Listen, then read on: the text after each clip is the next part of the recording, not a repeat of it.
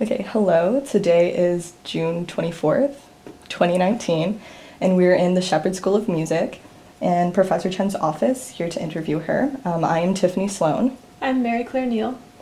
and this is Hui Chen. Yes. And so, Professor Chen, could you please just kind of start talking to us about your childhood and where you're from?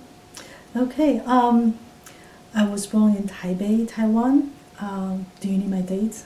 Yes, please. Oh, September 6, 1962. Well, actually, let me try, go back a little bit. I was born in Taipei, but I actually grew up outside of Taipei, about an hour or so. When we were little, we lived with my grandmother. I was there until when I was second grade, 8 years old. So I feel my childhood is actually very, very exciting and fun, because my grandmother ran a hotel, and so that it's always busy, always busy. There's so many people, that with the guests, with the helpers, and it's always busy. And so I feel my daughter, for example, now they're so busy in studying. They don't have a real childhood. My childhood, we just having a lot of fun. And I remember my because my grandmother's hotel is actually the most sound structure, and where that place is sort of like people are not wealthy, and so in addition to the guests and the helpers, there are events that I remember will be like in case of typhoon, when it's pretty common there. And my grandmother, who was widowed and very shrewd business woman, and she was actually illiterate. She does not read, or doesn't even write. But at those days, she would those emergency times, she would open the door to anybody who needs to be sheltered and something. I remember that was a great fun, that it's for everybody, And then another event I remember is the moon, the men walking the moon. Mm-hmm. And again, there are very few people. Very people had television then, and so my grandma again would open the door. Everybody, I remember we were staying up. I don't know how old was I, but I remember vividly that there were so many people came into the hotel, and we were watching Neil Armstrong walking the moon. And it's really fun. But on a mundane daily basis, I feel. In addition to going to maybe kindergarten or little half-day school, I would be home most of the time. And then my siblings are a little older; they'd be away to study, went to school or something. But I would be just there watching Taiwanese opera with our hotel guests, because for them, that's the biggest entertainment. There's not a big deal, not a movie or internet and stuff like that. So that was interesting. My first language is actually Taiwanese, even though my Taiwanese is not very good now, because I haven't spoken it quite a bit. And then the Mandarin, after when you go to school, they teach you Mandarin, right? And then English in the middle school. But I remember encounter these people, this is not really like a 5-star hotel at all. This is a very low-key hotel.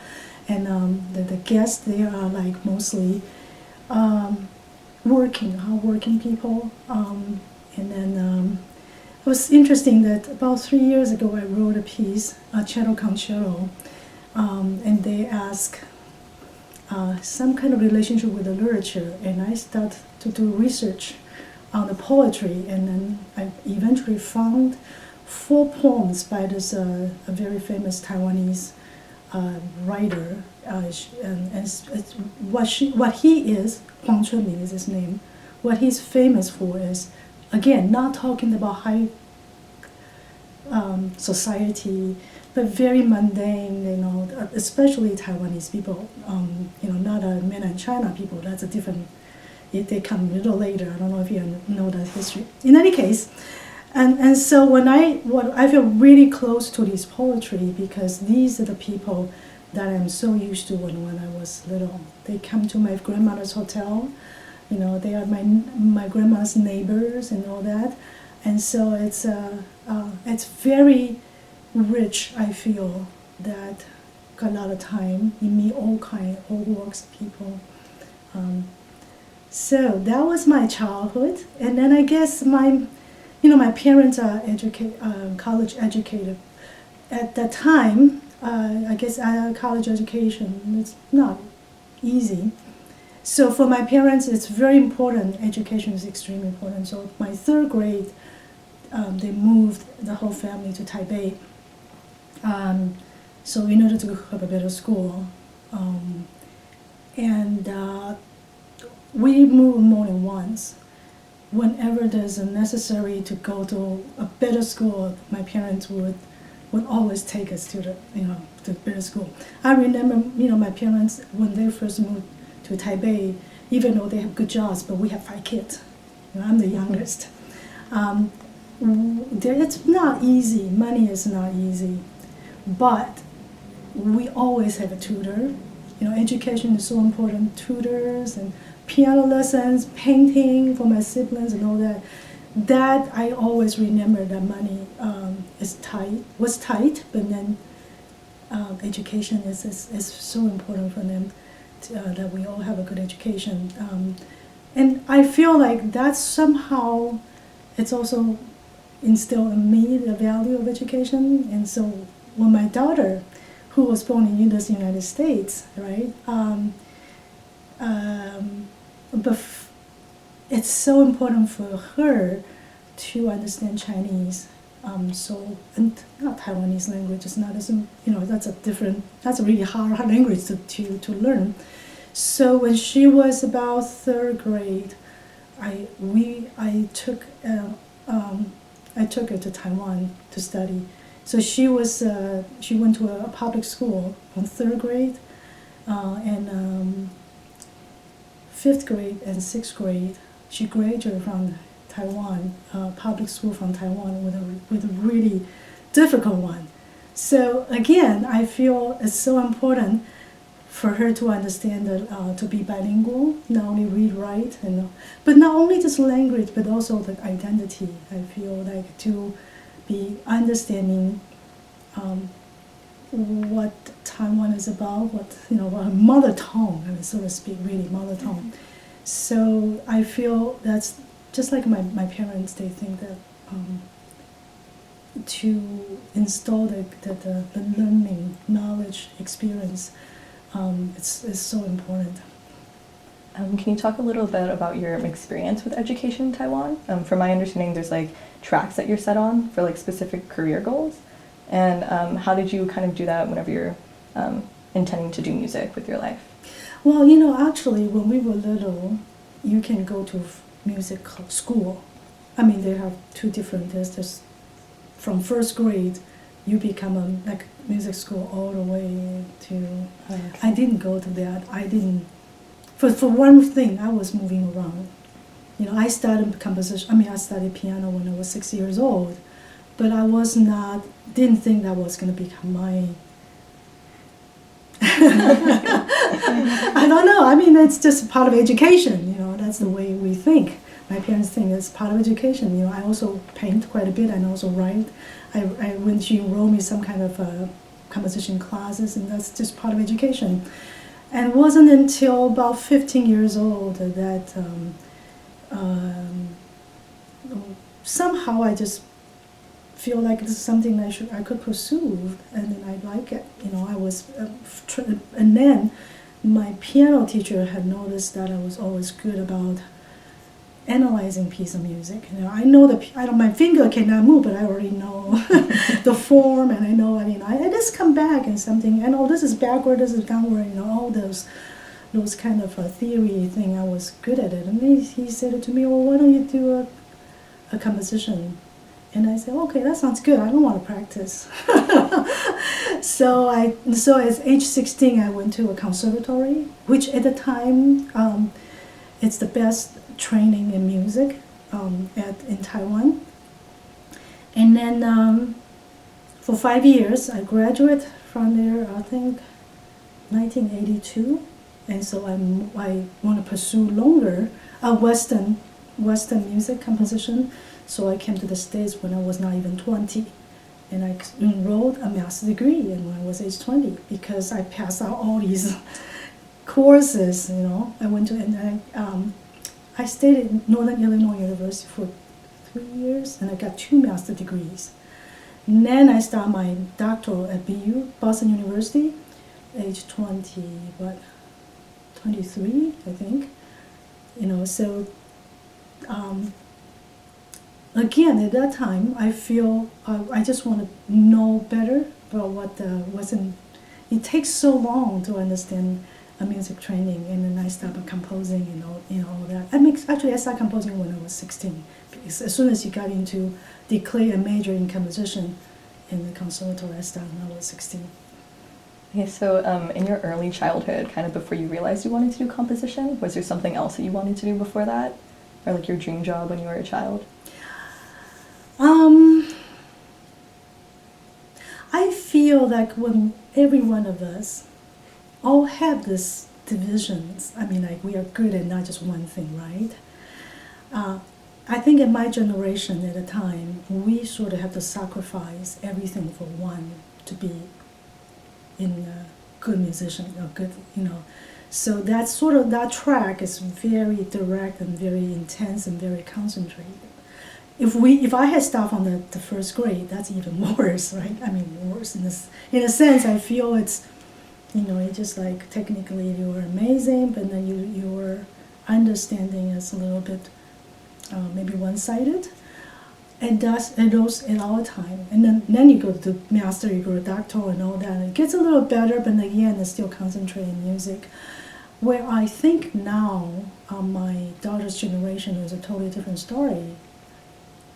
We just came back from the school visit at the East Coast. You don't have to declare major until your second year, or you can have a double concentration, triple minor, or something like that. I thought that's fantastic, because that's really, that's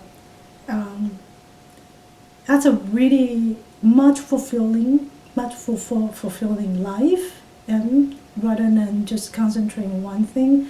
And I think that also become a better musician because music's not just, it's not athletic, right? That's what Rice University keeps saying, right? Mm-hmm. It's not athletic, but it's a combination of your knowledge, your understanding, your philosophy. That's a much wider perspective approach. I feel right now I have my dream job in a sense, because right now I'm sort of having my teenage rebellion year, which it all stemmed from I went back after I feel I've been teaching here for a while, and I feel like I just need to be in contact with my heritage again. And then I mentioned I brought my daughter back to Taiwan, partially because of her, but partially a big part of it is me. I want to study more of Asian music. I know nothing about Taiwanese music or Chinese music or any, only because I'm 100% trained Western music. And although we do study some poetry and culture and all that, and it was so long ago. So in 2010, I actually, took a sabbatical on a Fulbright, Fulbright senior fellowship, whatever that is. I went back to Taiwan for a year, and I went to study traditional Nangguan music.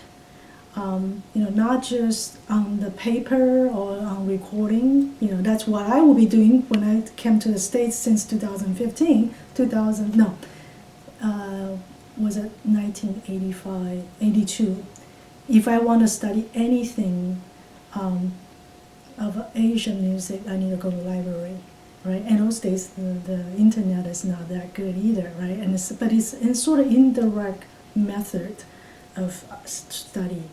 But by actually going back to the place, just looking around, the people walking around, and speak the language, right? And that's a totally different story. So I feel so enriched by that experience to go back to Taiwan to study the Nangua music and indigenous music, a tribal custom and all this thing that I thought was so amazing. Yeah. And so, whenever you were studying composition in Taiwan, was it always a goal to come to the U.S., or did that just kind of come up later? Well, at those days, 1980s, if you want to study Western music, you don't study in Taiwan, right? Of course, you come to the West, either to Europe or United States. And in fact, I almost went to Paris, and I was almost set to get a scholarship to go to Paris. They have some kind of exchange or something to go. And then by chance, I met a teacher, a professor, Han Guofang, who was visiting Taiwan in a moment at the time when I was, the last year. And he just gave me a introduction, a school application. And I went home. I said to my mother, "Hey, I met this guy today. He's teaching in the United States." And my mother said, "Well, you're going to there. You're not going to Paris. You're going to DeKalb, which is a middle of like a farm and a cornland. It's like a middle of a very, very simple life, and you're not going to Paris." I was like, "Are you crazy? I'm not going to middle of the cornland." She said, "Well, you are only 19, 20 years old. You're going to be lost totally if you go to a big city like that, And of course, she's very protective.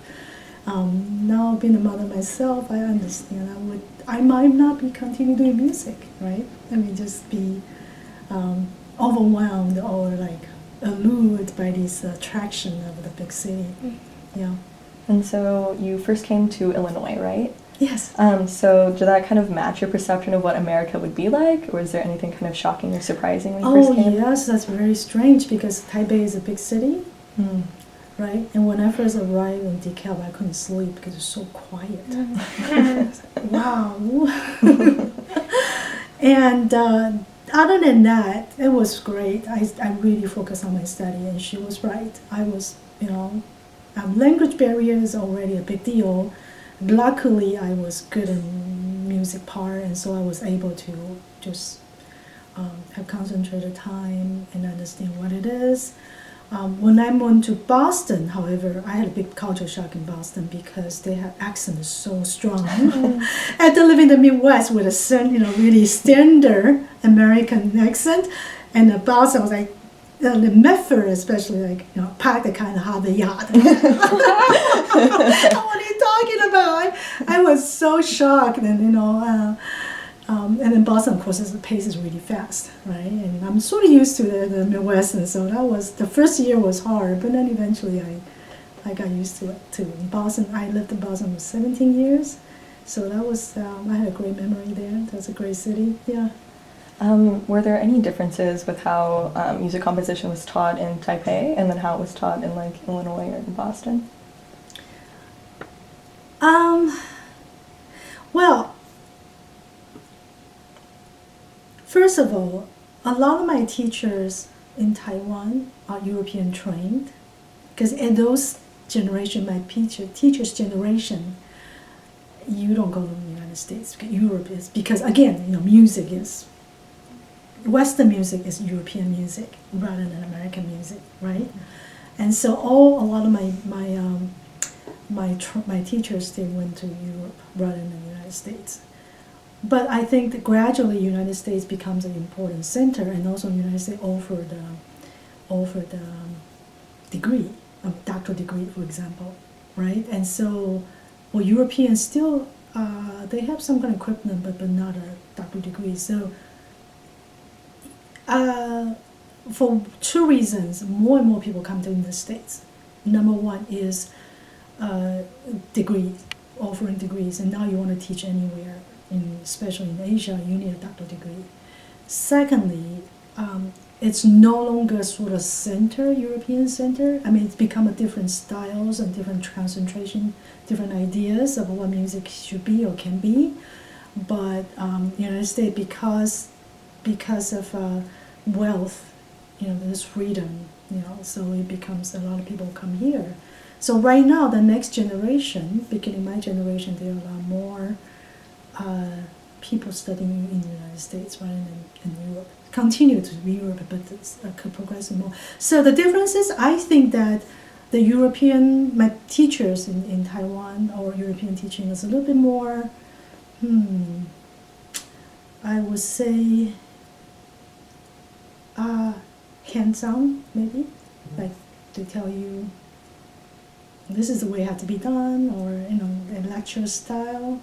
But where in the United States, it's very much more open to that. They want you to develop in yourself, and I think that's a huge difference between European style and the United States style.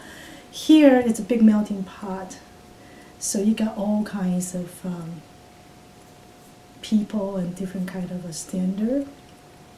And I think she's not so recent, but my idea of what music can be, which as part of me as my Asian background, that is allowed in the United States. They value that you individualism. And then in Taiwan, I think Taiwan for a while, my teacher generation, you have to write in a certain style until you be considered a serious composer. But here, that's there's no certain style, because everybody have to look for themselves. So I think that's the biggest big difference, is the freedom that you are allowed to pursue what you think you are, and therefore that's how my music evolved. I think my student times music is very avant-garde European style, and I think still retaining that. But my later music would be incorporate more of my tradition, my Asian background, and so, and that is not necessarily pursued, I think, in people who went to Europe or who live in Asia. And so I've seen some reviews on your music, and they say that you're really kind of the spearhead in your field of combining like Western styles with styles from Asia. Can you kind of define what would be like a style from Asia or a style from the West for someone who isn't really like that knowledgeable about composition? Yeah, it's really hard, right? What is American style? Right. It's really hard. It's so abstract, right? And what is a real? I think the very basic ones, you can say it's incorporate of maybe a folk melody, right? That's or some kind of a scale, pentatonic scale. That's a very basic thing. Or saying an Asian instrument, right? Say a pipa. I don't know if you know what pipa is. Or erhu. You could use the instruments so helping you to incorporate the connotation of these instruments and just help you to quickly go into the other sound world.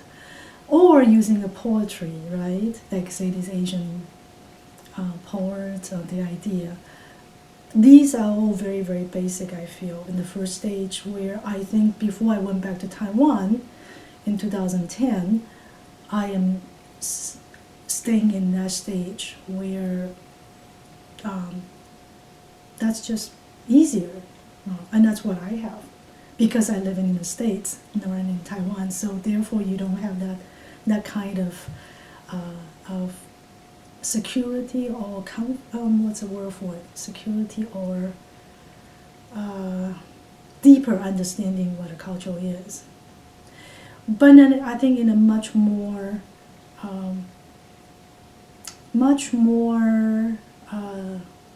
sophisticated or advanced may not be relying on that at all.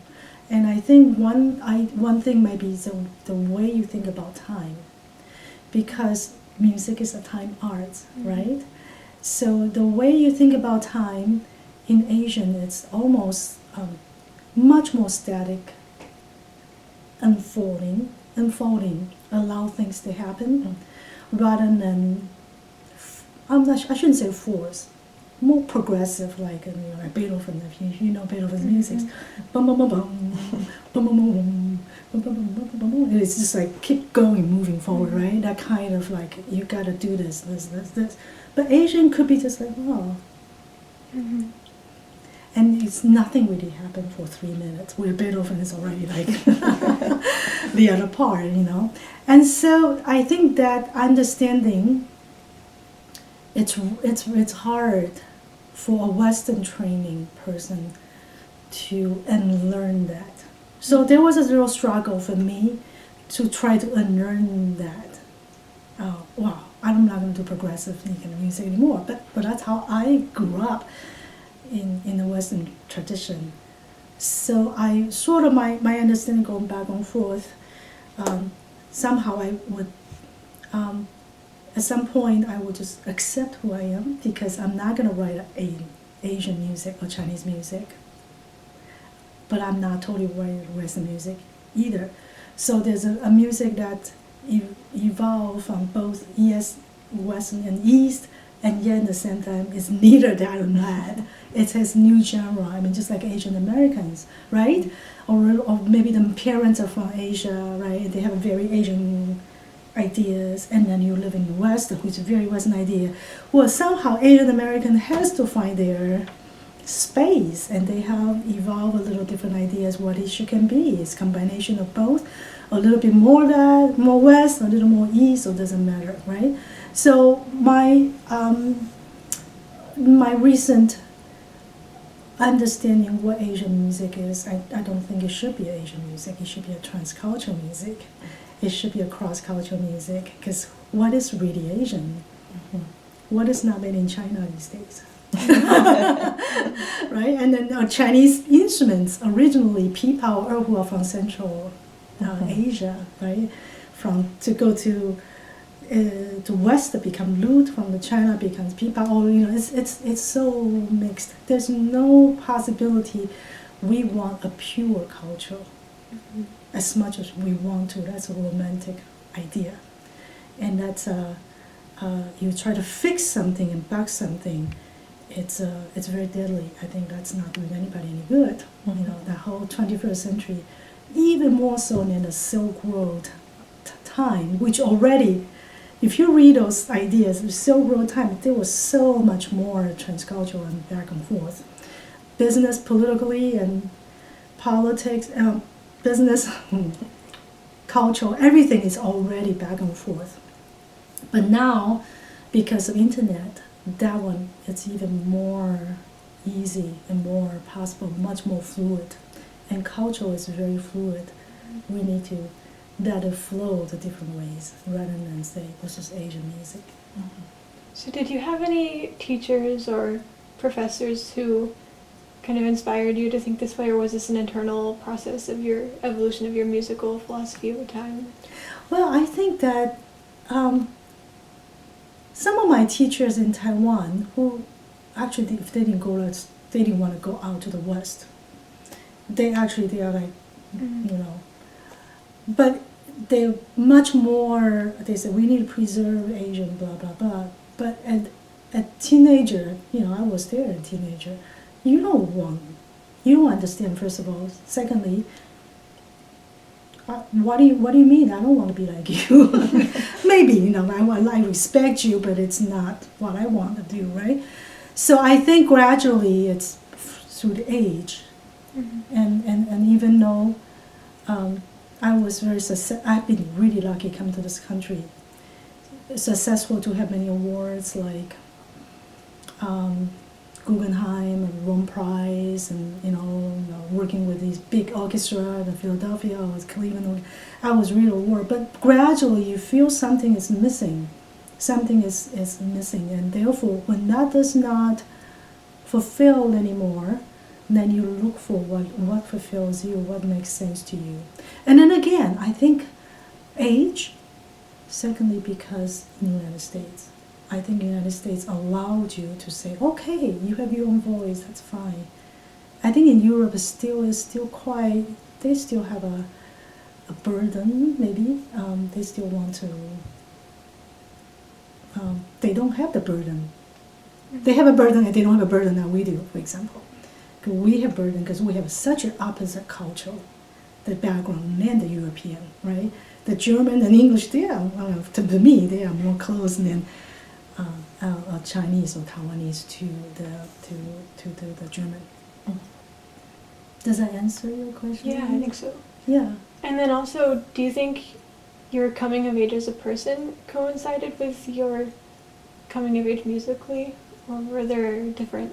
Yeah, I think so. I think so because I'm a person before Mm-hmm. I'm a musician, right? And for longest time, I feel so separated in terms of like I'm a musician, I'm a Western musician. I'm only trained only Western music, but I speak the Chinese, Taiwanese language. I still eat Chinese. I love Chinese food. I don't know. If I have a choice, I will not go to McDonald's. Right? And so there's sort of separation, right? And then later on, I have a teaching career. I'm a teaching job. Then I have a daughter, right? I have a family, right? That, and so I'm pulled in different directions. And so again with age, when I was older, at a certain point, you're just like, why do I have to divide myself? Mm-hmm. So I sort of incorporate who am I into much a unified one circle, one cell, rather than dividing that. So that's why I took my daughter to Taiwan. Now I'm offering a course. This is called Cross Cultural Contemporary Music. I told you it's been the 4th year. So if I want to teach, I want to teach something that is related to me, Mm-hmm. right?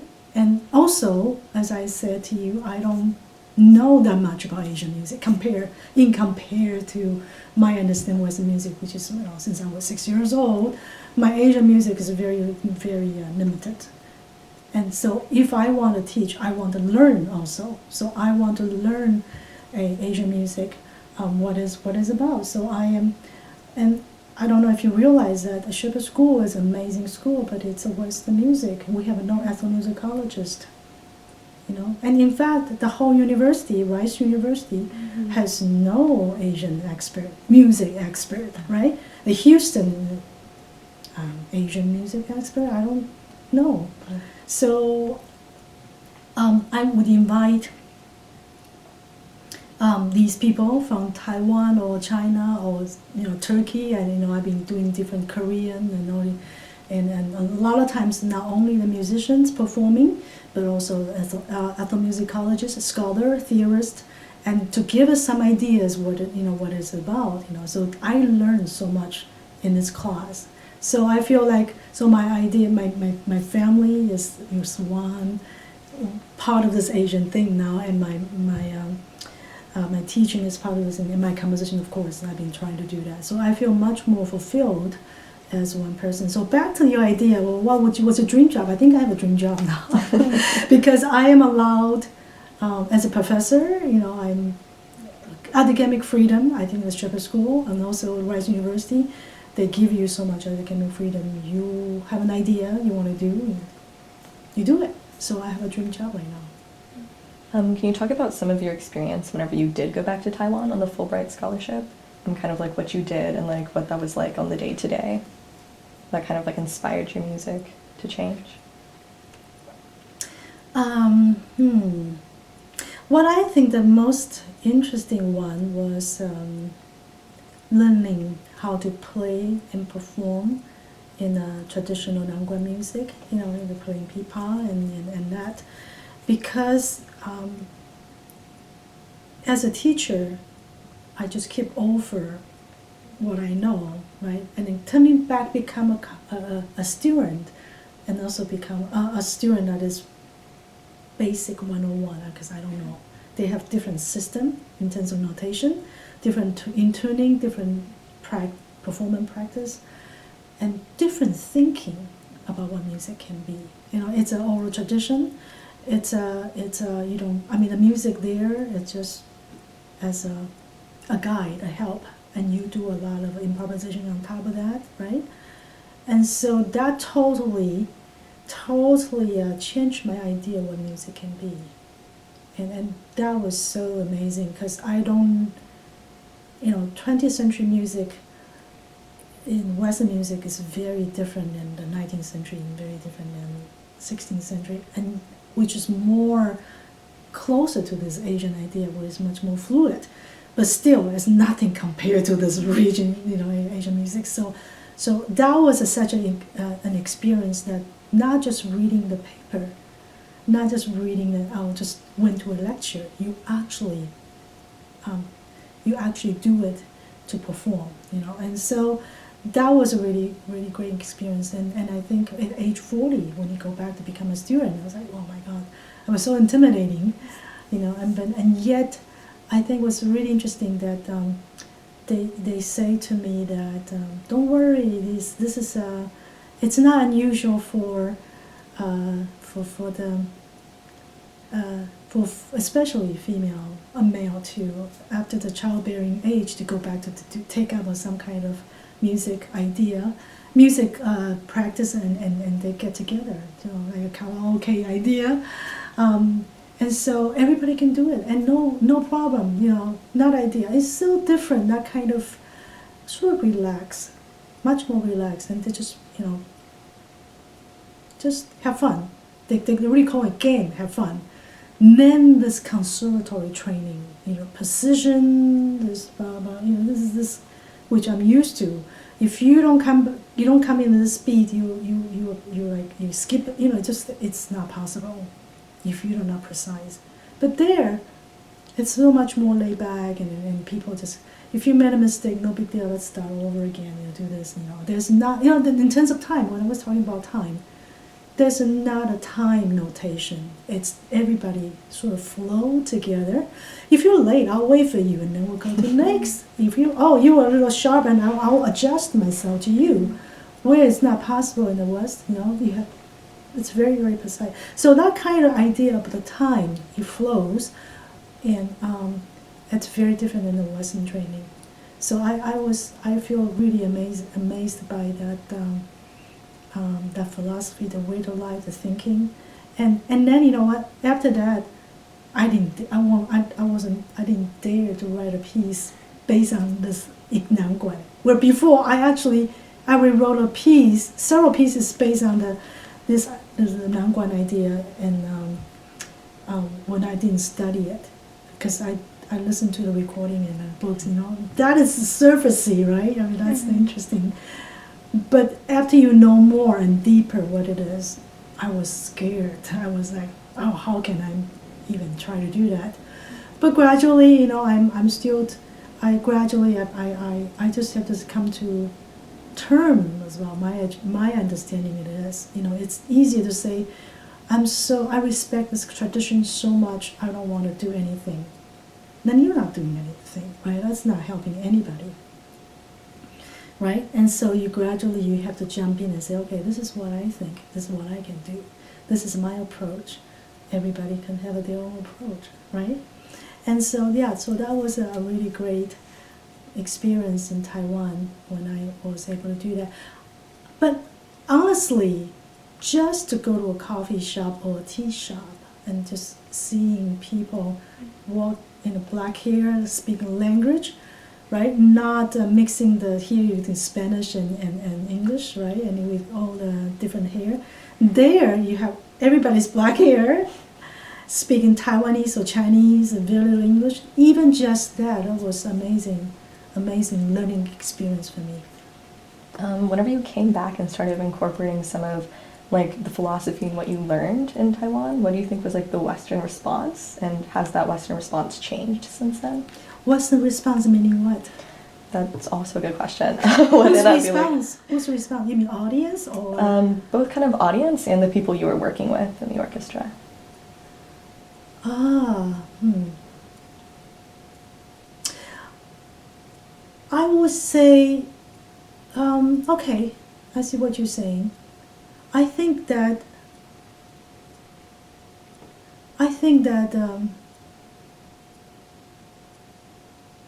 it is true. Maybe a little more difficult for people to understand that, because if you're used to progressive of way of thinking, and then this thing just sit there for a long time, It's like, okay, come on, I'm ready for change. Some people loved it. For example, eventually I wrote a piece that based on Nangguan a tune. Some people thought that was so amazing because they never experienced something like that. And some people were like, okay, you know. But mostly I think they're positive, if you were talking about, we're not talking about popular music, right? Because my music is not popular music. But most people had experience feeling like, okay, that's interesting. I've never seen that before. That's fresh. That's different. You know, and that's my experience. And still, it's not going to be popular, right? Because for people to do that, it's not easy. For example, also, I'm using the traditional. This Nangguan piece I use is a traditional musician who does not read. Read the Western music, right? And so, or a guzheng concerto, and that's instruments from, you know, you have to have a performer do that, right? So for people to program that, it's not easy, right?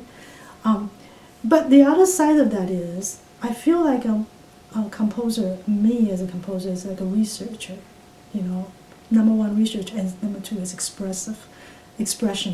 For me, expression, this is what I feel, this is what I think, this is what I think music can be, should be. And for 21st century, it's no longer only West or no longer East. It's something it's also not just bigger one, but small one. Locally, it's me. That's what it represents me. You listen to the piece of music, say, I know this somebody probably have Asian background, and that's different than people who only understand Beethoven or something, you know. So it represents more me, which is much more fulfilling for me. And then secondly, what was I going to say? It represents expression. Oh, research. Research, yes. Because for me, every time I write something, I think about what can I do that's different than before, even myself, right? This piece I have done it before, I'm going to do something different. Now this time was a little bit more, I don't know what each time so for me it's just like like a scientist there, or they research what it can be. And for me it's not interesting because there are some people, they have a formula, or they're successful in one piece and one style, and they just keep doing the same thing over again. For me, as a composer, that would be really, it'd be dead as a composer. So each piece I would be trying to do something different. So that's how I keep myself interested in this process. Do you think that there's kind of like a message that you're trying to convey through each piece? Is it what? A message, and is each message kind of individual, or is it all just about like kind of self-expression? I think that it depends, right? Some abstract music is definitely, you have to listen abstractly. Mm-hmm. But there are a couple pieces I actually incorporate some kind of cultural background in there. For example, the indigenous people's music in Taiwan.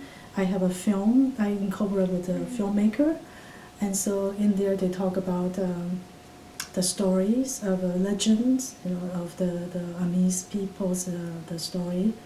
And then also there's a piece about a voice, speaking of the voice, helping the voice of indigenous people to get out, right? And most recently, it's actually, this is actually my idea I want to do since 2013 and 14, is I had an encounter with the indigenous peoples as a doctor. And then from that, I sort of do my text as a story all about myself and about him, about the social injustice of indigenous people, mm-hmm. and also the maybe minority in the United States, like Asian community in here, you know. So mm-hmm. It's kind of interesting that. But bottom line, I feel this work, it's about empathy, about migration, you know, empathy about understand the other people's point of view, you know. for example, when I was in Taiwan, when I met him, he thought I'm like, oh, coming back from the States, I'm like so important, right? And so I'm like a majority, I'm an established group. But when I come back to the United States, I am not established group, right? I mean, if I'm a shepherd school, I'm safe. But if I go out of shepherd school, people look at me like, "Well, where do you come from? Go back your own home," or something like that. Despite the fact I've been living in this country for 30-some years, more than 30-some years, but they still see me as non-American, right? So being a minority and majority in the same time, it's really interesting that you sort of shifted who you are and what you are, right? And so I can see both point of view, both world. And so eventually you just need to, empathy is understanding what the other people's, their place, respect their space, and understand, we're all the same. We actually have more similarity than dissimilarity between all of us, human beings, right? And then I also stepped out of this musician role, right? Abstract music is really hard to talk about social injustice, right? But this sort of theater piece, you can sort of incorporate to talk about social injustice or understanding of migration and empathy, and so that's my most recent work. And I must say this is very, very, very challenging for me because I'm an abstract composer mostly, and to talk about my story publicly is very, very uncomfortable. I don't want to tell people what I think. It's sort of typical Asian, right? I mean, but when I grew up under martial law, where you look at the police, you walk the other way. Right? You don't go to politics situation. Right now, Taiwan is totally different. They are so democratic, and I was so amazing to see that.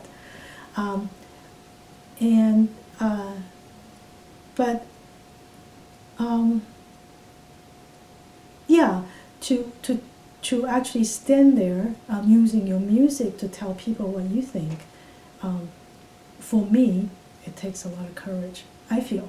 Maybe for some people, I mean, again, also my generation, we are not the social media people, right? My daughter's so like tweet and all this all the time. Snapchat, well, it's not even tweet, right? Is that Snapchat?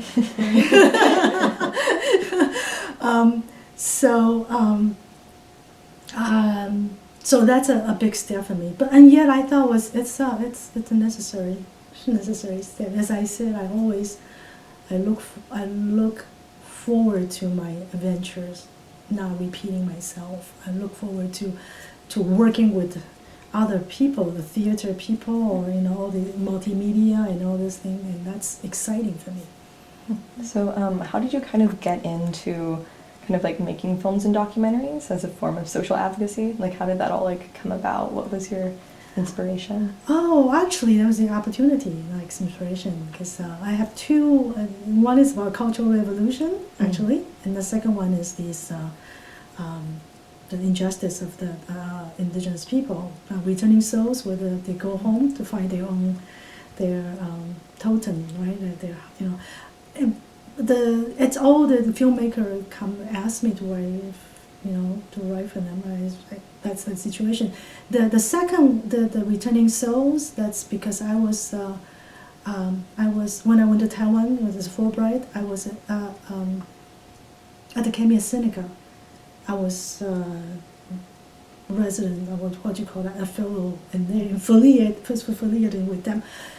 Because I didn't want to go to a Western music school. That doesn't help me to learn more. So I went to this cultural. This is like a think tank in Taiwan at the national level. So this filmmaker Wu Taili, we just run into each other, and she said, "Oh, I'm doing this film. Would you be interested in doing music in there?" I was like, "Oh no, I don't understand anything about indigenous people. No way, I can't do it." Then I thought, wait a minute, what are you doing? This is why you're here. That's why you're coming back. by pushing it away, you're learning nothing. But you should jump in there and learn something while you do something, right? And sure enough, I really learned a lot about this indigenous people's culture. For example, one of the legends in this 4 or 5 pieces, it's about headhunting. And I was like, oh wow, that's perfect. Western, the new music is it's very spooky, and the headhunting is spooky, and that's why my music's totally fit into there. Hu Tai professor, she had to sit me down and talk to me for hours about, no, it's not spooky. Headhunting is not a spooky act.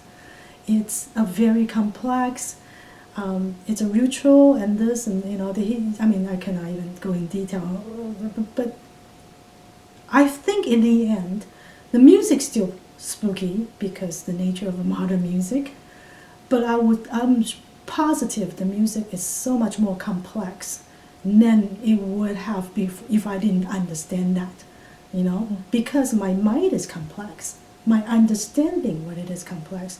There's no way I'll write something that is simple, only spooky. So this kind of study, to really understand what you were, the people's culture and people the understanding really helps my music to express in such a more close way. What were you going to ask? Sorry. No, you're good. This will just be like kind of like a follow-up question. How do you think? You were asking me how did I begin to do that? Oh, and I yeah. say it's opportunities, not inspiration. But I'm inspired by the whole process, of course. Yeah. So, how do you find composing, just like for your, just like I don't want to say like yourself, but like your career? Does that differ when you're composing to like score a film? Like, how does that process change for you? My favorite composer who was really good at this is called Takamitsu, Japanese composer who did Run. I don't know if you know the film. If you don't watch it, it's amazing. In other words, that the music sort of part of the art and art. It's because the music is time arts as well, right? So I do not feel this. I mean, if this is a documentary for one thing, that's not a commercial film, right? So if a commercial film like a Hollywood film, you want to do something that people can get it right away, right? But documentary music is there to help set the mood or to create some kind of ambience so that people can feel, oh, this is spooky coming in, oh, this is a happy ending or something like that. And music could be a nice one layer of a unified device, because the music could be, this plot could be very complex, go back and forth or something, but music, if you have some kind of unified from beginning to the end, even though they might be changed to different idea, but let's say that sort of thematic idea. So every time it comes back, if you're like, oh, I know we're still here, the music can be one layer of a unified device, creating atmosphere, and then making the music, making the film more interesting than less interesting. Their film with the music is pulling it back down rather than helping it, pushing in that. That's my ideal, what the music, film music can be, and that's my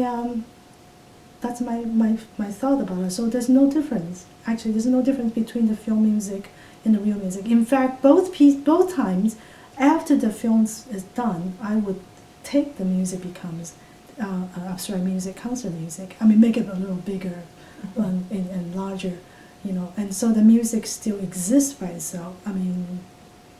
It's strong enough to exist by itself. Having said that, though, I have experience of sometimes a more complicated music is not necessarily good for the film, because you are in a way, because you're thinking your music is the only thing dominating the storyline, But no, the music needs, sometimes the simple music actually will convey you, because you're only part of it. You know, there's a drama, there's a visual aspect, there's speaking, when especially when people are talking, right? If music becomes too dominating, then it's not helping the image at all. As you collaborate with filmmakers or with indigenous people or any kind of other co-artists with you as a researcher and composer, like what are the interpersonal challenges of collaborating, or is that enjoyable and natural for you, the collaboration?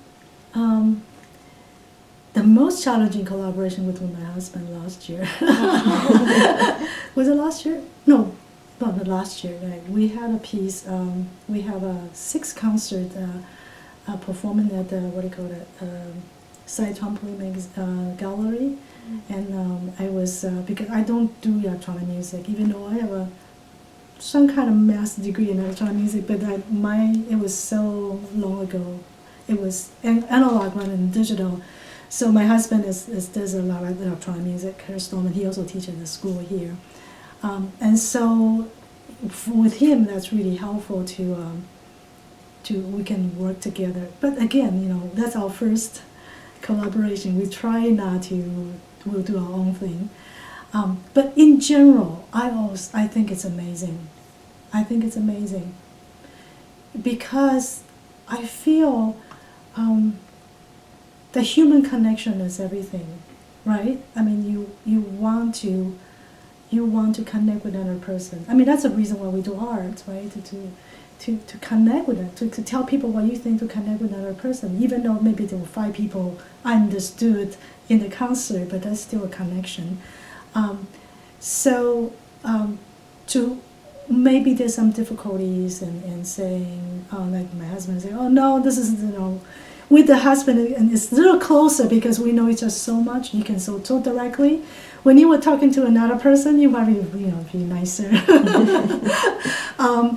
But still, in the long run, and it's always a positive experience because it could reach something that we don't reach as individual, right?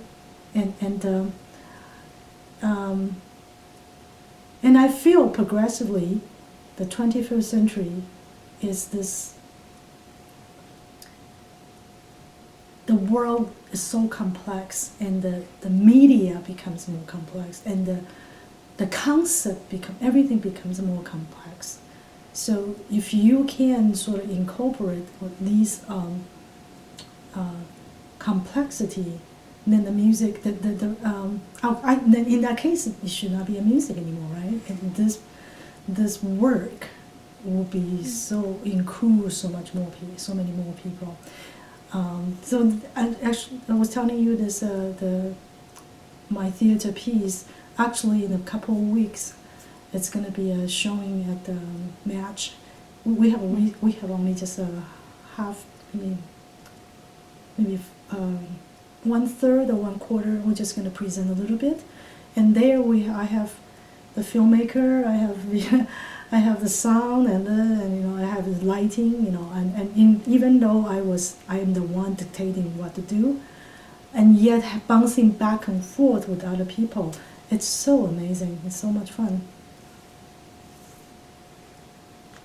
And I think that's why that the music, sitting at home listening to CD will never replace the experience and the excitement when you are with your car, with a bunch of people in the football field or in the concert hall.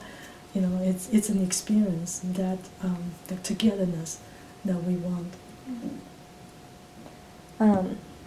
Could you talk about kind of your experiences hosting the Common Practice Festival that was at Rice in like 2015, and kind of like what the inspiration was behind that event and what it was like collaborating with all those people? Yeah, that was the first one. I came back in 2014, and so I was so refreshed, and I went, why do we? This direct flight to anywhere, you know, in Houston, such a big city. So what do you mean by Houston is a big city? Is it because we are diverse, we can do a lot of things. Curating concerts are really interesting. So I want to do that, and so I was bringing people from the States, from Southeast Asia, from Taiwan, from China, whoever who was interested in writing sort of cross-cultural music. We had 3 concerts, and there were, I don't know, 21 people, maybe more than that. I can't remember. Such a long, such a long time ago. It was exciting. That's actually my first time curating. Step out of my composer role, because usually the composers, like, I'm used to people came to me and say, "Oh, I want you to commission your piece. You write a piece, and I just need to write a piece. I don't do anything." And this one is I have be the person, vision saying, "Okay, my creativity is no longer in composition. I'm saying this is going to be this, and this is going to be the programming this, and I can do this and this, you know." And we have lectures. Who should I invite? You know, it's really, really exciting.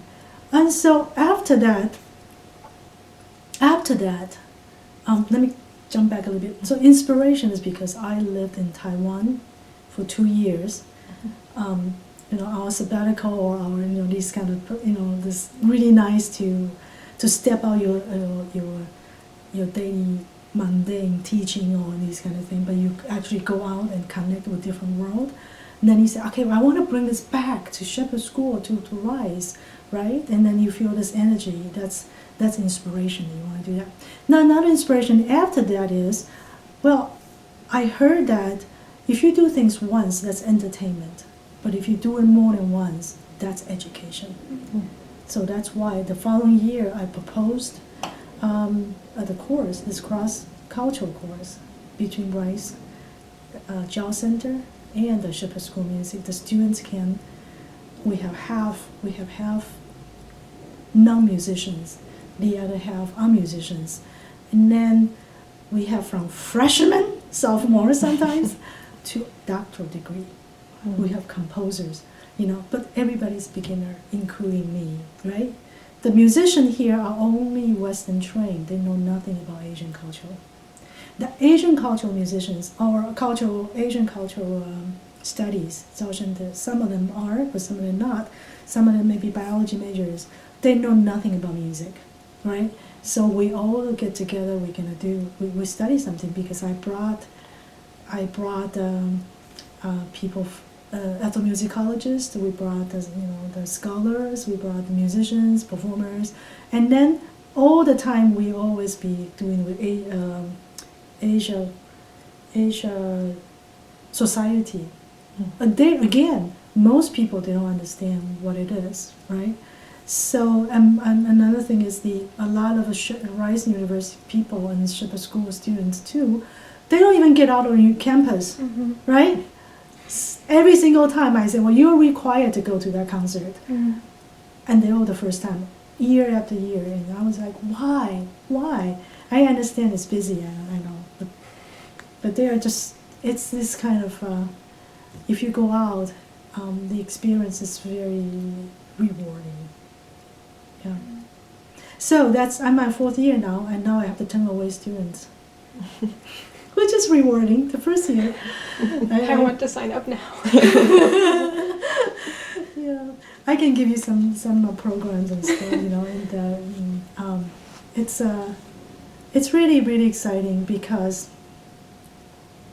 I think Dr. Ann Zhao came and gave a talk. She's been really amazing. She came give a talk every year. Different years she gave different things. Last year, she came give a talk about this this organization, right?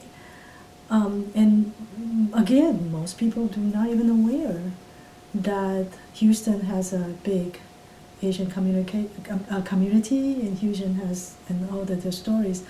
And so some of the American students was making comments that they really inspired and really interesting to hear what she had to say about Asian community. And I was like, why? You're Caucasian, why do you care, right? Well, you know. Yeah. But they said, well, this is my country. This is my country, I care, I want to know, you know, right?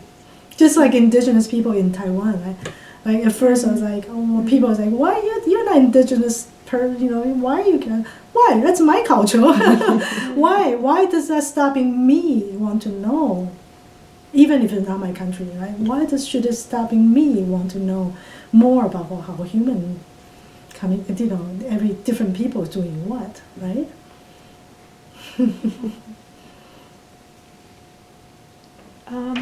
So how did you, this is jumping into a different subject, but how did you meet your husband? And How did I meet my husband? Yeah. Oh, okay. That Chinese would say fate. So I went to my first year it was 82, and I live in dormitory. And I was moving into dormitory, and this is I started my degree at the Northern Illinois University, and I saw this guy moving in the dormitory too, and I said, well, this guy's half and half, I can tell. Sure enough, later on I saw his mother, who was a Japanese American, who came up to here and said, so then I know, then he is a musician, so there you go. So by chance I didn't go to Paris, I came to the States. By chance I saw my husband, even the first day I saw this half and half. And then I need someone to play my piece. I asked him, and he is like, okay. And then we were in a class, gamelan class, an Indonesian gamelan class together. And so that just happened that way. And then, so eventually we got married. And then my mother was very sad because that means I will never go back home, right? And so you see, that's just how things, one thing over the other thing. So he's a musician too, a composer too. And so what brought you guys to Houston? Actually, I came here first. Before I came here, I had a Rome prize. I was living in Rome, and after that I moved directly from Rome to here. I remember my impression of Houston.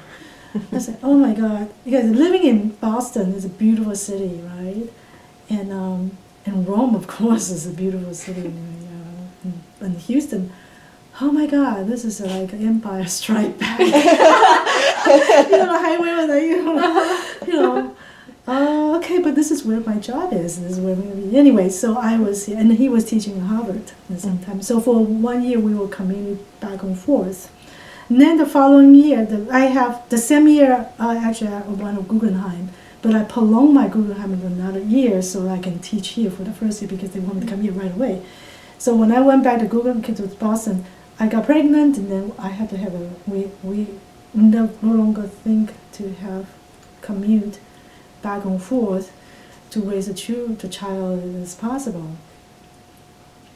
And I thought Boston is an amazing city, but it's so tough if you want to raise a family, and if you want to also still have time to compose and to teach and to the space for yourself.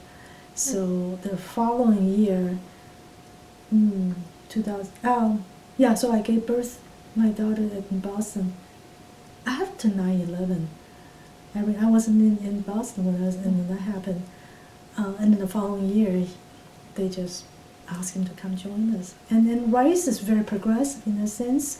They understand that to keep a person, you bring the family, right? There's some schools be like, however, for sure, no way a couple cannot teach in the same school, let alone same department, right? So my Shepherd School, it's very, very good, and we have several couples here that are teaching, so that's how you keep. Otherwise, it doesn't work when you are commuting. You torn the family apart. That's not not happy. You have a happy faculty with happy happy school, right? Yeah, that's what happened. And so you said that your husband also composes. Can you talk a little bit more about his composition and how that kind of differs from yours? We are similar in the sense that we are all very serious. Avant-garde contemporary music. and he does a lot of acoustic, but mostly he's doing multimedia. He does a lot of film and image and sound. He also, he teaches a course and he beginning from Harvard, but here too, image and sound. So student will combine these two things together. So in the media, the way the media is different. He does film, the electronic music, but in terms of understanding or what we think is good music, we are really on the same pace. Actually, that really helped. If he likes popular music and I like it, that would be we're fighting all the time, right? But we have a very close, very similar taste when we think is what is interesting music, and that in that way having a colleague, he's like a colleague in that sense that we are actually we grow a lot from doing that, and because when you were a student, that it's people, it's just like it's still good. Your teacher will tell you like oh, this need to be improved or something. But once you graduated, very few people would give you any serious or criticism, right? Because people don't feel they're in a position to do that. But my husband, me and him, we can always go back and forth. He would always telling me the truth, according to him, and I would tell him no, this, So that was really that's the best part of being in the same field. And our conversation does not begin from 101, right? Our conversation begins from really top, right? And from top we want to get more informed. So he does a lot of, he had this collaborator though. They've been collaborating since Harvard. They're teaching together. This collaborator, Alfred Kazati, they've been doing 5 projects together over the 10, 15 years. Each year I see them really, really amazing thing coming. They just have one in March at the Moody Center. It's called Among the Rivers, and that was sadly I was in Turkey and Germany. I didn't see it. I regret so much, but that's something that I should not have missed because from everybody told me, and he told me too. It was really good. Best film, best collaboration, best composition they've done together. And that's kind of thing you cannot listen to. You had to be there. It's a multimedia. It's not you get a CD you can listen to it. No, it's not, doesn't work that way. But it's very often, he would not hear my premiere, or I would not hear his premiere maybe a year later, 3 years later, because we're doing our busy thing together, separately. Does your husband also pull from his Asian identity and have that inform some of his work? Or? Well, he's more American, right? He was born. He's a Sansei, the 3rd generation. His mother is. His mother was born in this country. Even internment. I'm sorry, right? So, although he's very Asian thinking as well, he told me. I guess I can say it here, but I don't know. He's thinking about his next project will be about his grandfather, Japanese grandfather. He's half German, Japanese grandfather, about his internment situation. He's collecting the material, and that's what he's thinking about. So when did you have your daughter, and what has she taught you growing up, and what have you taught her? She taught me more than I teach her. I think that when composing and as a musician, it's a very lonely, self-indulgent, and you're so efficient, so sufficient by yourself, and then you try. Your world is so much closed, even though you try to communicate with others, but it's always about you communicating with others, right? And having a partner or my husband, that changed quite a bit because all of a sudden you need to adjust what you're thinking, and to be compatible. Otherwise, you'll be fighting all the time, right? And then you learn from each other what different idea is. But having a child is a totally different story because you need to think for her. I mean, you need to. Her perspective is so important, and because you love your kid, right? You're willing to let down on you whatever your judgments or value. You constantly has to reevaluate. Does that make sense for her? Does that make sense? What does that mean? When I grew up in Taiwan, it's this way, but that's Taiwan, and that's 1960s, 70s, right? But that doesn't make sense in her generation, right? She's not a Taiwanese, even though she speaks the language and all that, but she did not grow up in Taiwan. That 3 years is much more than most people as Asian American, but still it's not her. She's Asian American. And then with this, this internet age, so different. The world is so different than when I was growing up, right? So I have to constantly readjust myself. Even now, where she wants to go to school, I have to adjust myself to see what she wanted, And by adjusting myself, I feel like, and to think what she's thinking about, I feel she's teaching me what the world is, which is much bigger than my own world in the past, I think that world no longer exists. The Taiwan is not even like that anymore. And so to keep yourself young, you need to constantly to understand how the world, how people interact, how people think in the next generation. And that's a really, it's difficult, and yet I feel every time I can think that way, I feel I learn a lot. I feel my space so much bigger. And then just like, I think you need to do this, but our world is so different now. There's no such a thing that you can repeat yourself. I cannot even repeat myself, right? And I'm sure, and my students teach me a lot too. I mean, and that's one thing I feel like keeping young is to learn from your student, to communicate with them, to what are they thinking, I mean, of course I know a lot of things, especially knowledge part in terms of my profession.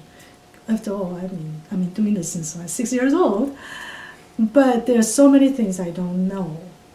And how to apply the knowledge in the 21st century, or to sort of like adapt, that is the only way keeping it further. Just like culturally, right? You cannot just stop it. So I think that keeping person young, keeping anybody young is just constantly connect to the youth, the young people. Do you have any advice for like the upcoming generation of composers? I don't, you see. If I do, that would be wrong. I mean, it would be wrong from some levels, right? It would be correct in some levels, but that would be just like telling my daughter she should do something. But I don't know what's going to be like. I think that's internet really changed a lot of our world. Maybe 20, 30 years ago, I can predict. And again, there's so many people came to me because I made it in the United States. And whenever I go back to Taiwan, and the people came to me and say, "Oh, can you give me advice?" And 20-some years ago, I could say, "Oh, I think you could do this, this, and this, and this," and then you can. But now I can't. I think the world has changed so much. I cannot predict what's going to happen next 5 years. I really don't know. So right now I feel like I do year by year, and then see what's going on. You know. Do you feel that way? Times. Do you like, how do you engage with internet and media? Do you use any social media or like news sites? I do use Facebook, Mm-hmm. and the reason why I use Facebook is there's a message, right? I mean, whenever I go to I went to Turkey, or I went to China, China, except China, Mm-hmm. Taiwan, Korea, you know. So that's how I can contact people, Mm-hmm. and that's how I sort of keep track of my friends' news and stuff. You know, I want to be a much more international person. You need to know who is doing what, and I have this. I started doing a little bit of what you call this Instagram, right? Mm-hmm. Yeah, but then I thought Instagram is like it's all about pictures. For visual artists, that makes sense. You know, you cannot do a big article right there, right? Articles, but Facebook, you actually can do an article there, and I do read so many amazing articles from indigenous people's you know, the knowledge and this, and that's how I keep track of who is doing what, and I learn like Taiwan's the political movements. When I know people will write these things and that's how I learn. So I went back to the Facebook because that's how I can still have connection with even sitting here. I know who's doing what. My friend circle, yeah. I know you guys don't do Facebook, you know. They say that based on your email, you can tell that which generation they are, of which social media, you know, which one. You know. Like Facebook is like old. Do you think there are a lot of people in your field who are kind of trying to do what you're doing, combining different styles together? Or do you think you're kind of... I think there's some. I don't think there's a lot. There are people. I'm not the first person for sure. I mean, there are more people in the United States, Chinese composers, Zhou Long, Chen Yi. There are a few people. Fewer in Europe, I think. But still, when you in the bigger picture, there's still not enough people. Not enough people doing that. Just like I would. When I see the theory of people who are ethnomusicology, or you know, like who is interested in doing music history or theory, I always encourage them to do, especially if they are Asian, like related to their background, right? Telling me you study, he or she study in pansori, like Korean pansori. It's so much more. There's so much more interesting and important, according to me, than to do another project on Brahms. There's so many people doing Brahms for centuries. I mean, Brahms is an amazing composer, but there's so few people to do pansori or indigenous people's music and all these things, right? And we desperately need these people to do that, because I'm a composer. I'm not doing that.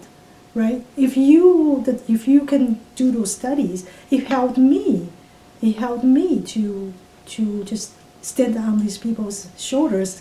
Okay, take your ideas or take your material, your research.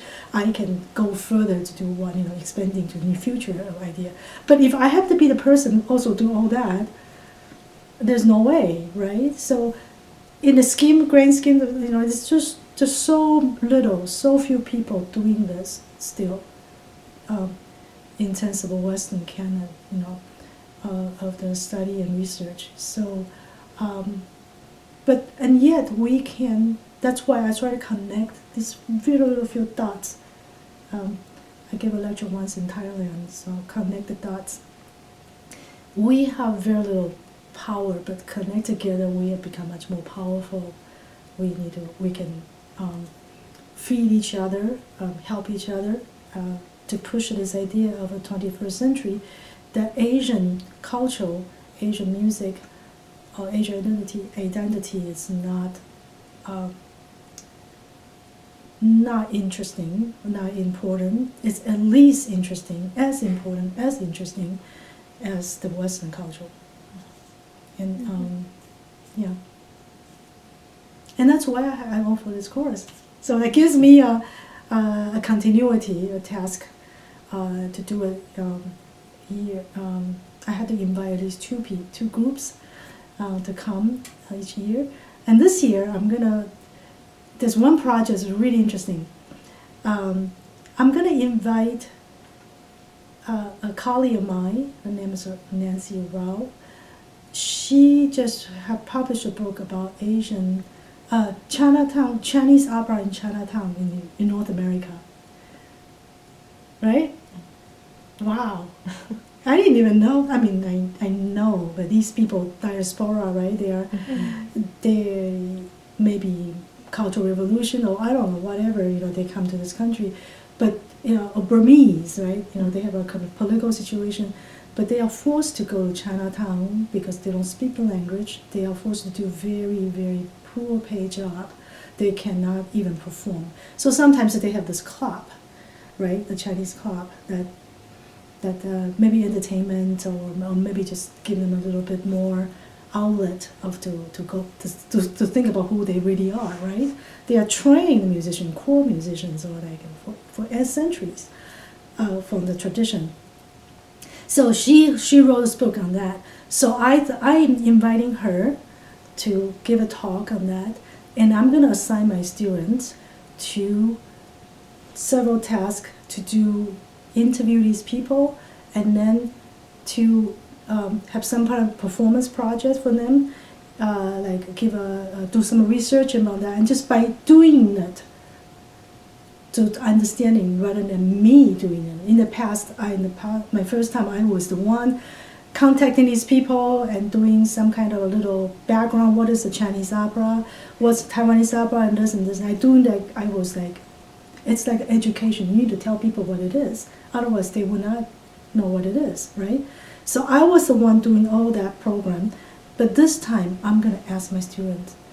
They will be the one going to talk to the people and inviting them to this concert to do this. So I find that very exciting for me to do something interesting and empowering my students to go out to the community, rather than we are so separated. Mm-hmm. We are Ivory Tower. Yeah.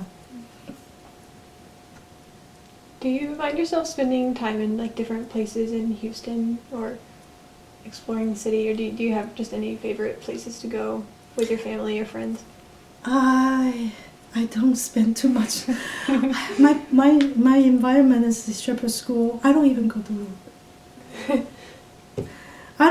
to the rest of the university. It's really bad. I don't know a lot of my colleagues in the university level unless we're in the community. What do you call it? Community together. And it's just really bad because a lot of times I travel, I perform. Like I just got back, and then I go to Europe and go to Asia. I'm going to Taiwan or China twice next September. So, and then I have a daughter, right?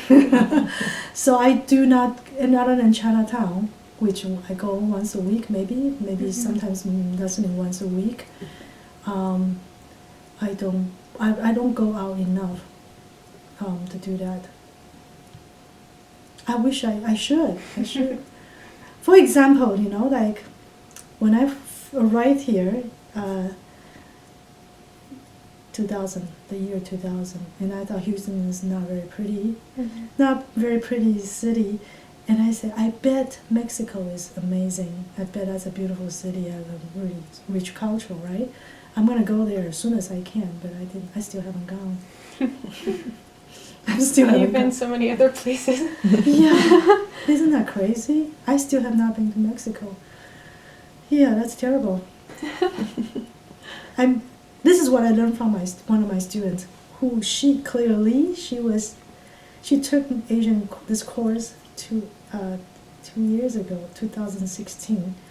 I visited her. We connected in New York City, And she said to me the next day she's going to Mexico. I said, oh, that's so cool. She said, yeah, all my artists are going to Mexico City and like that. I said, well, really? I said, don't you go to New Mexico? This is a traditional arts community, go there. She said, no, you don't go to New Mexico, you go to real Mexico. You don't go to Chinatown, you go to Shanghai, you go to real city. I was like, oh my God. You see, I learned so much from my students. You are directly to their source. Why are you going to go to secondary, right? I mean, that's a different thing, of course. But our idea, the past idea, is no longer useful, right? So another thing was like teaching. I feel like I've been teaching here the same course for a long time, especially I teach modern music. And so year after year, I mean, the knowledge part is not the difficult part, but it's encounter with different students. That is the most interesting and challenging part, because each year everybody's different, right? And funny thing is, progressively, since past 5 years or something, 7 years, there are more Asian students in the Shepherd School. So the same course I taught in 2000 or 2003, they're not as many Asian students. And so one day I totally, in the same class, nobody was talking. Where before, I could not tell people to shut up. Because I like people to talk, right? And that's more interesting. I could not, people were just like, left and right, they couldn't tell me to shut up. But that year, all of a sudden, it was so quiet.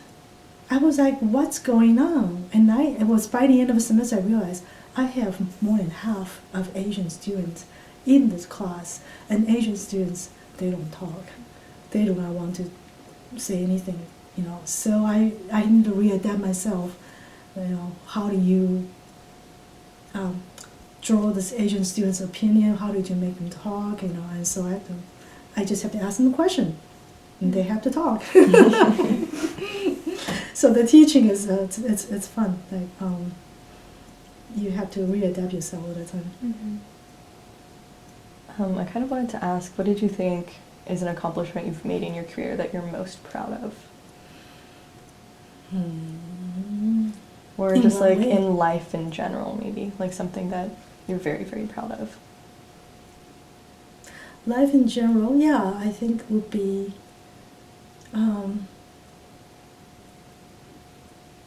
having an open-minded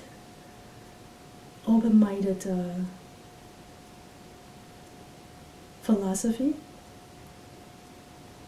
and a more unified, complete person. A more open-minded philosophy, meaning I need to learn from different situations, different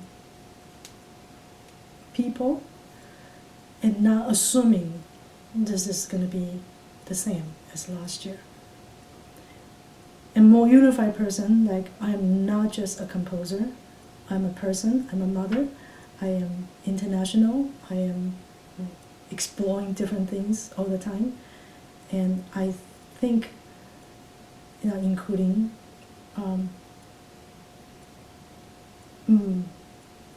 I was thinking of, if you asked me like 5 years ago, 10 years ago, I would say having a daughter, that's my most amazing thing. Yes, but that's also part of me. Mm-hmm. Now I could feel my daughter is becoming an individual person, need to respect that. So it's not like she's mine. So that becoming a little bit complete, like a self, rather than just separating self. And I think that's one of my most proud accomplishment, if you want to say. Is that accomplishment? Yes. Yeah. I don't see that as accomplishment, but that's experience, I guess. Mm-hmm. When you get older, that's how you figure out who you want to be and what can you do to become that person. Because I was thinking of asking, like, what are you most grateful for? But I feel like, is that maybe the same answer? Grateful, yeah, for the opportunity to continue to grow. Yeah, and I want to grow. I want to learn more things, even when I'm 80. Okay, I hope. It's not easy because it's as you get older, you will become narrower, right? You become more fixed, right? And it's not, so it's a gravity. It's a fight. It's a reminder, and you have to keep that, keep fighting your tendency want to be comfortable, and to be the same, and to already established, right? And but to fight that tendency to back to its ground zero, I think that's. I will be grateful if I can remain that spirit.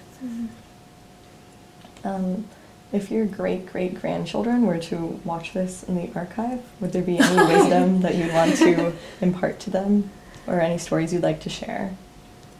First of all, I don't know my daughter will have a daughter. I really don't know. Would you? I mean, but if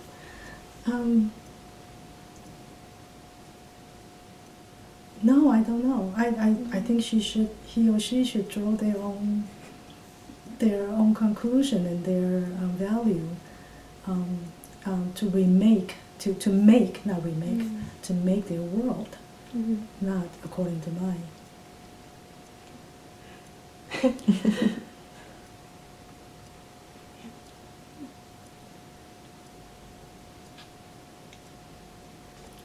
What time is it?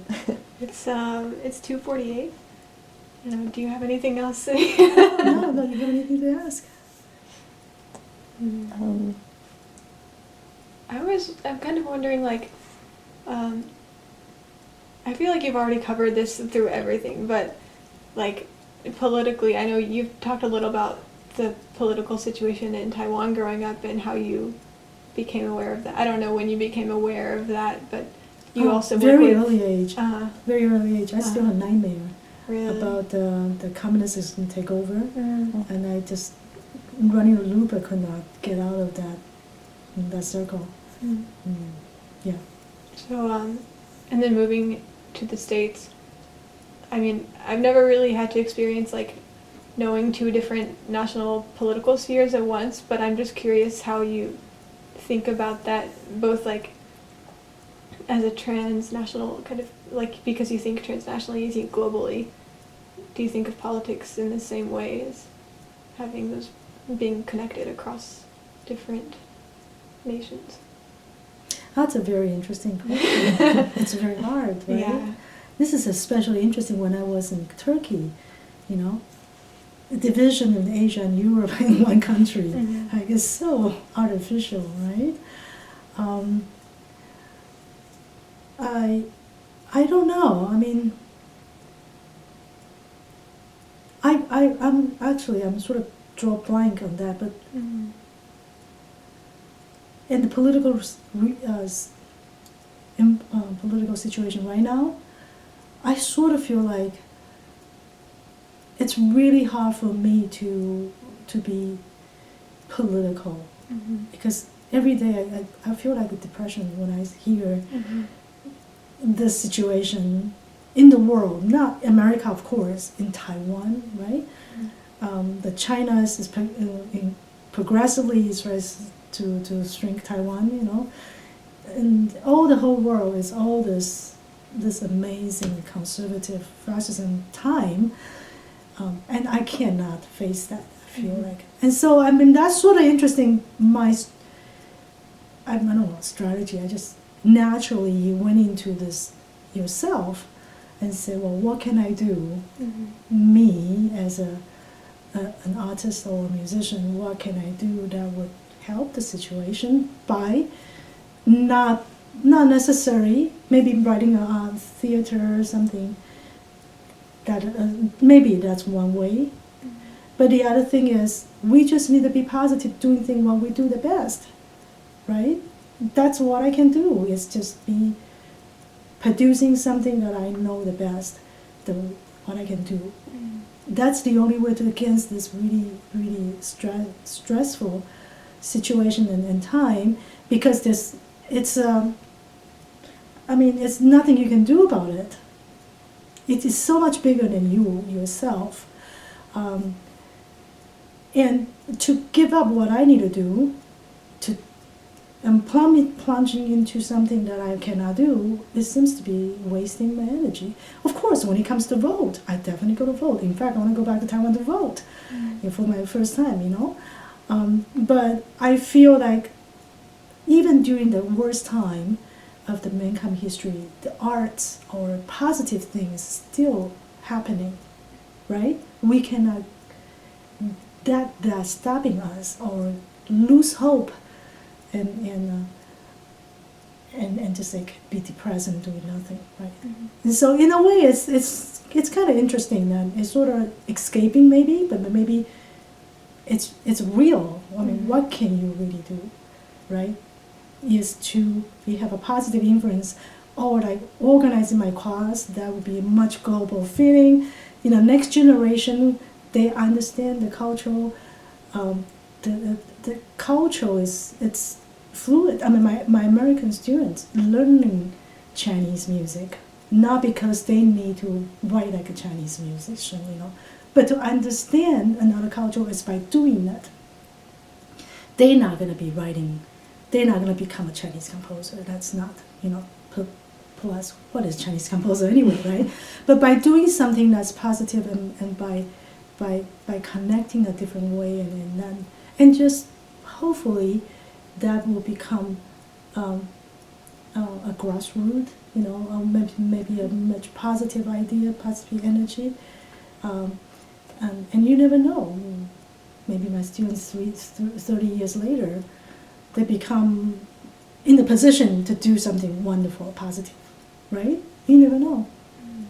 But if they didn't have that experience now, they would think a certain way, right?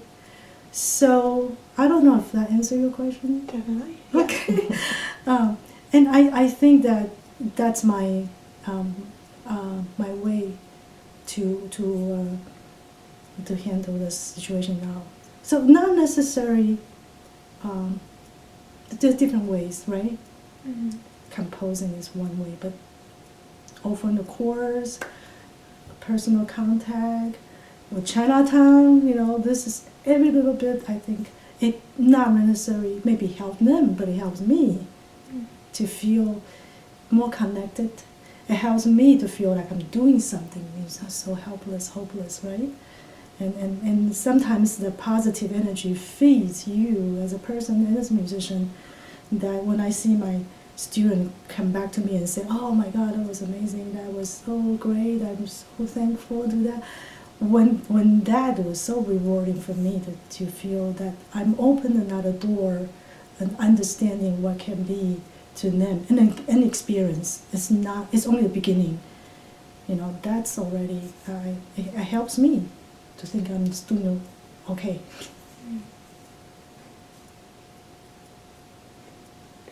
I can't think of anything else, but Wow, I think we talked a lot. yes. Yes, thank you so much for your time. Yeah, hopefully answer all your questions, and please edit it. Yeah. I'll go.